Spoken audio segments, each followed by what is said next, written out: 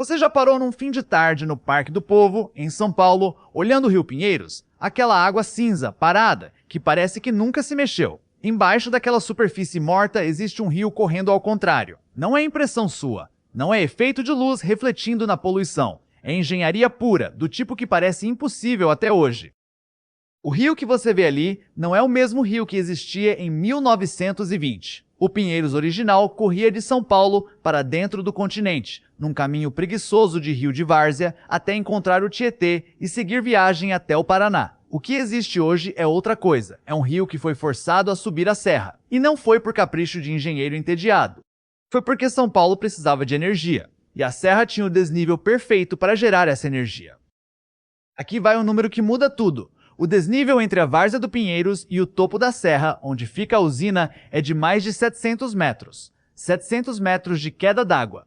Para você ter ideia do que isso significa, o desnível de Itaipu, a maior hidrelétrica do planeta, é de 120 metros. 6 vezes menos. E para aproveitar essa queda absurda, alguém precisou fazer um rio inteiro andar para trás. Como se inverte um rio que corre há milhares de anos no sentido contrário? Quem pagou o preço dessa decisão? E por que o rio que você vê hoje, cinza e parado, carrega a marca dessa escolha até agora?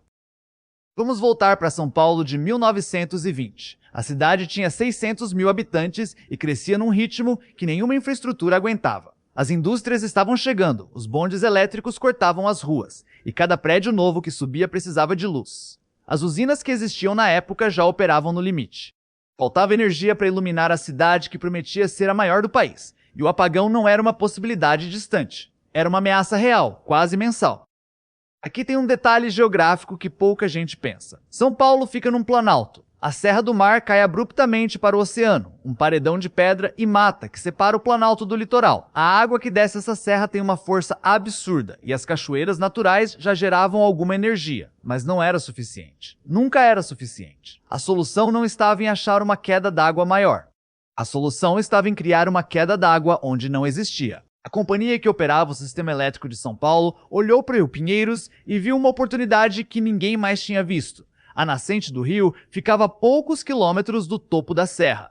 Se fosse possível mandar a água daquele rio para o outro lado, ela cairia mais de 700 metros em poucos quilômetros. A energia gerada por essa queda seria suficiente para alimentar a cidade por décadas. O problema é que o rio corria no sentido contrário. A água ia para o Tietê, não para a serra. E ninguém tinha invertido um rio inteiro antes, pelo menos não nessa escala. O que parece uma loucura hoje foi decidido com números na mesa. E os números na época fechavam. O custo da obra era alto, mas o custo de ficar sem energia era maior. A decisão foi tomada. O Rio Pinheiros seria invertido. Para entender o que aconteceu, você precisa primeiro conhecer o rio que existia antes. O Pinheiros não era um rio importante. Era um rio pequeno, de planície, que nascia perto do que hoje é a região de Santo Amaro e corria devagar pela várzea, recebendo água de vários córregos pelo caminho. Ele serpenteava pela planície com curvas suaves, criando meandros e áreas alagadiças, e encontrava o Tietê, onde hoje é a região da Ponte das Bandeiras. Era um rio de várzea, com cheias frequentes e pouca utilidade prática. Ninguém olhava para o Pinheiros e pensava, isso aqui é uma obra-prima da natureza. Era só um rio preguiçoso cortando uma planície úmida. O conceito de reversão é simples de explicar e quase impossível de executar. A água que corria para o Tietê teria que ser forçada a correr na direção contrária, subindo de nível em nível até alcançar o ponto mais alto da serra. De lá, desceria por túneis e condutos forçados até as turbinas na base da serra, em Cubatão. Em vez de um rio que desce naturalmente, você cria uma escada hidráulica gigante. Cada degrau dessa escada é uma estação de bombeamento que empurra a água para cima. E o topo da escada é a boca de um túnel que atravessa a serra e despenca até o mar. O sistema completo incluía uma represa no Rio Pinheiros, 2 grandes estações de bombeamento ao longo do caminho, um canal artificial que retificaria o rio natural, e um conjunto de túneis e tubulações descendo a serra. Cada estação de bombeamento teria que elevar a água dezenas de metros, num volume que parecia absurdo para a época. A estação de Pedreira, por exemplo, teria que bombear centenas de metros cúbicos de água por segundo, sem parar, todos os dias. A ideia não era nova no mundo. Já existiam sistemas de reversão de rios na Europa, em lugares como a Alemanha e a Suíça, mas nenhum na escala que se planejava para São Paulo. E nenhum num terreno tão difícil quanto a Serra do Mar. A serra é um paredão de pedra coberto por mata fechada, com chuvas torrenciais e deslizamentos constantes. Escavar túneis nesse terreno era uma operação de guerra. O projeto não era uma única obra. Era um sistema de obras coordenadas que se estendia por mais de 60 quilômetros da várzea do Pinheiros até a usina na base da serra. E cada peça desse sistema era uma obra monumental por si só. O primeiro passo foi represar o rio Pinheiros num ponto estratégico, criando um reservatório que acumulasse água. Esse reservatório alimentaria a primeira estação de bombeamento, chamada de Pedreira. O reservatório era a fonte. A estação de Pedreira era o primeiro degrau da escada. De lá, a água subiria por um canal artificial até a segunda estação, a de Traição. E da estação de Traição, a água entraria num túnel que atravessava a serra por dentro e despencaria até Cubatão.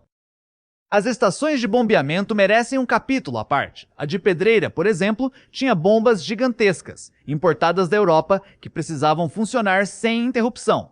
Uma falha no sistema poderia inundar a várzea de São Paulo. A água represada subiria, o canal transbordaria e a cidade pagaria o preço. Os engenheiros projetaram redundâncias, válvulas de segurança, sistemas de desvio. Ninguém tinha operado um sistema daquele tamanho antes.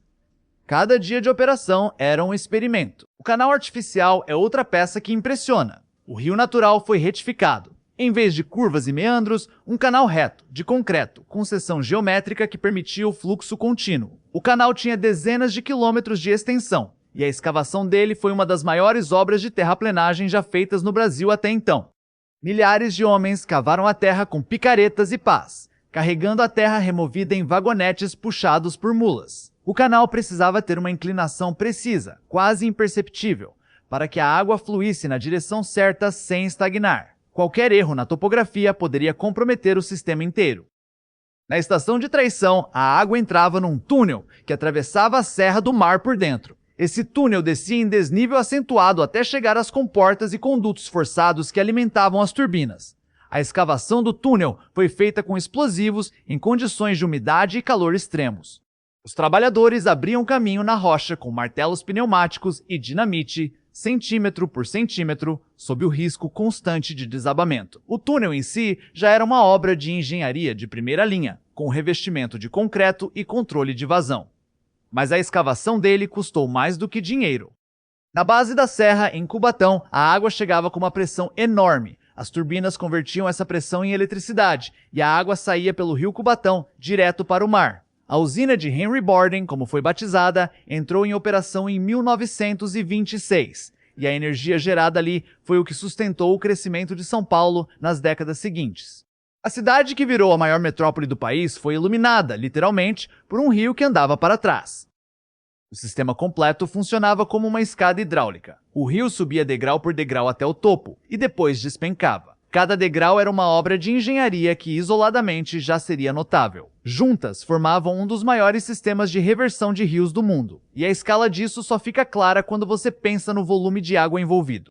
Centenas de metros cúbicos por segundo, subindo uma serra contra a gravidade, todos os dias, durante décadas. Agora eu preciso falar sobre as mãos que construíram isso, porque a obra não foi feita por engenheiros europeus com projetos sofisticados. Foi feita por milhares de trabalhadores brasileiros, muitos deles migrantes, em condições que hoje seriam consideradas inaceitáveis, e quase nenhum deles está registrado na história oficial.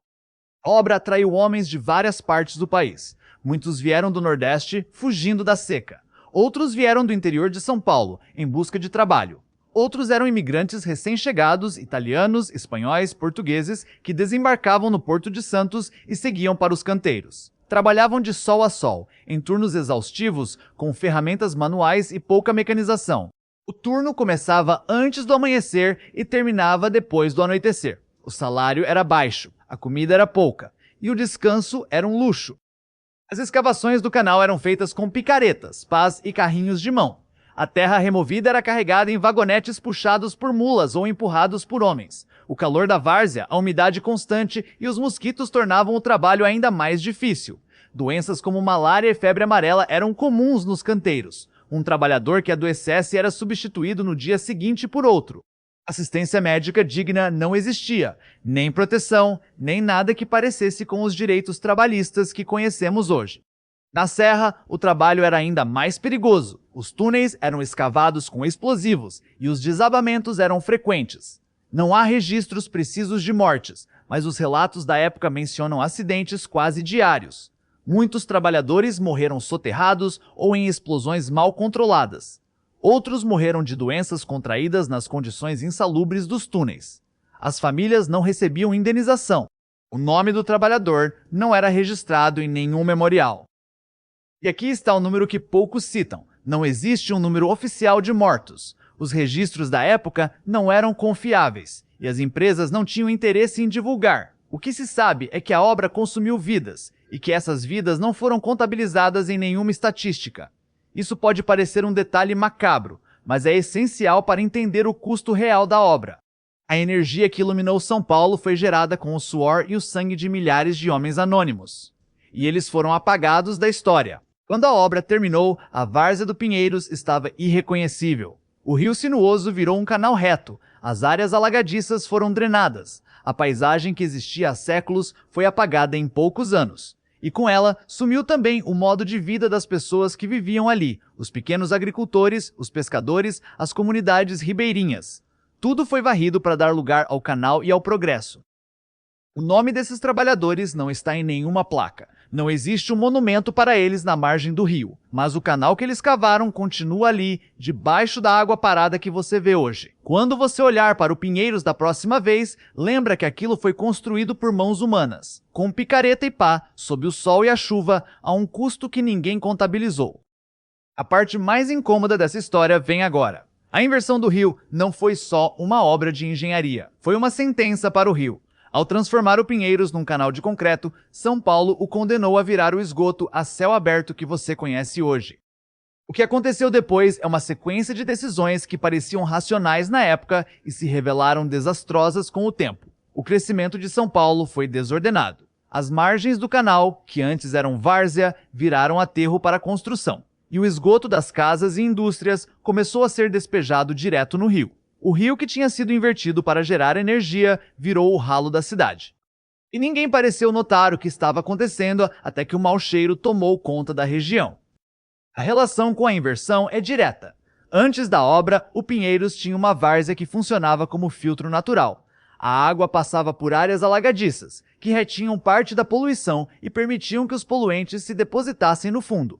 Depois da retificação, o rio virou um conduto reto, sem filtro, recebendo tudo o que a cidade jogava nele. A água corria rápido demais para permitir a decantação dos poluentes. O esgoto ia direto para o Tietê, e o Tietê levava tudo para o interior. O problema não desaparecia, ele só mudava de endereço. Com o tempo, o Pinheiros ficou tão poluído que o mau cheiro tomou conta da região. As margens viraram áreas degradadas, ocupadas por habitações precárias e indústrias que despejavam seus resíduos sem tratamento. O rio que tinha sido invertido para gerar energia virou símbolo do descaso urbano.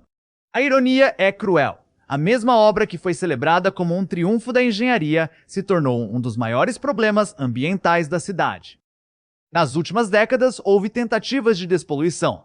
O projeto Novo Rio Pinheiros, lançado em 2019, prometeu tratar o esgoto e limpar o rio em poucos anos. Os resultados foram parciais. O rio melhorou em alguns trechos, a qualidade da água subiu em alguns indicadores, mas a recuperação completa ainda está distante.